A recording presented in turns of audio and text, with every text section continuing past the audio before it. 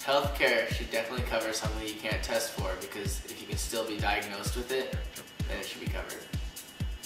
Yeah, I think it should be able to. Yeah, it should. Because even though some sicknesses can't be necessarily detected very easily, they're still just as hard-hitting as the ones that can be. Yes, because you need a full answer. Yes. Depending on the procedure. I mean, if you, what do you mean, like, if you can't test for it, then why would it cover it if there's no test made for it?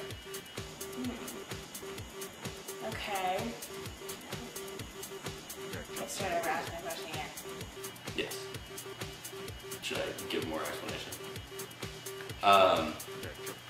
Well, because we have to discovering things through like treatment for things that we can't test for necessarily can open up new avenues for research for other functions, bodily functions.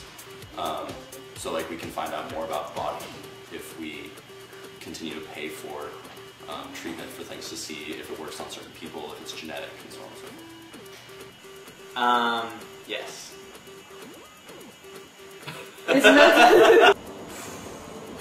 Yeah. I think, like, what, do you have a specific example? Or?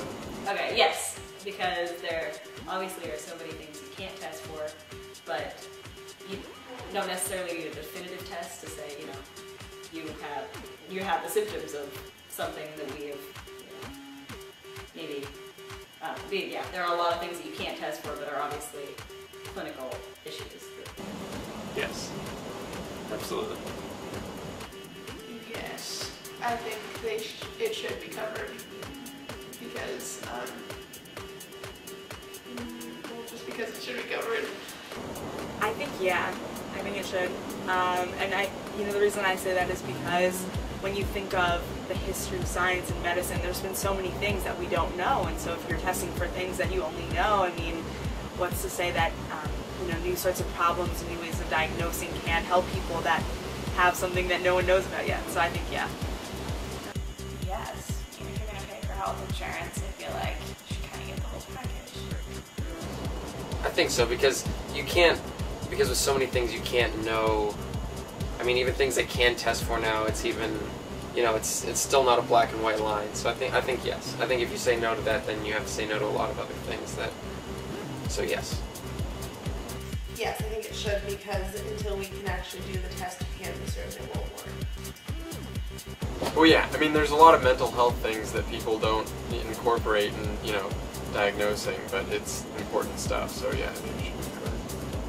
Actually, I'm gonna change my mind. I actually don't think it should, because then people could like make up if they have something or if they don't have something, because you can't test for it, and they could just make up like symptoms for it.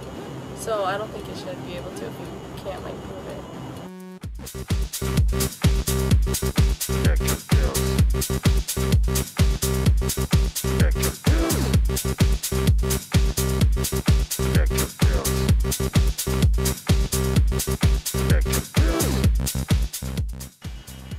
I don't know. Probably not. I don't know though. I have no idea. What am I supposed to? I think it is. I'm not sure. Under some plans, but not all, and so the copay is different on different plans and different coverages.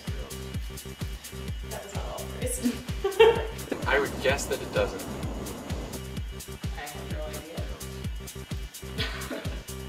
Are they, or should they be? Are they? Are they? I have no idea. It depends. I know that it covers certain mental illnesses and it'll cover up to a certain point and then it cuts off. I have no idea. Not sure. I don't think so. Is it? You can tell me afterwards. That one I don't know. I'd probably say no. I know like my brother has ADD and it's not covered, so.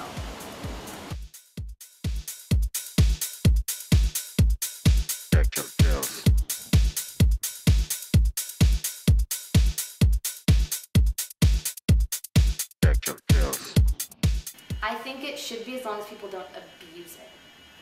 Yeah, and I don't know if it is, but I know a lot of people with Ritalin and Prozac.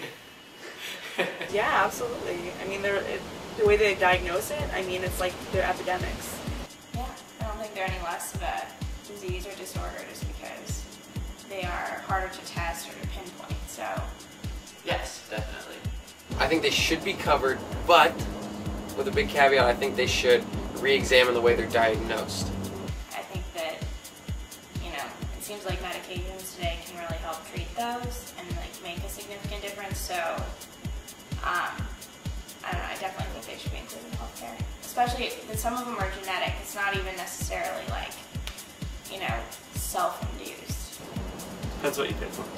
But yes, I think that should be something that people pay for with health insurance. Where it sort of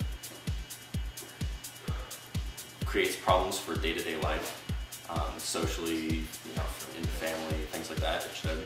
But if it's, you know, so minor that it doesn't really bother them on a day-to-day basis, then probably there's better ways to spend national money.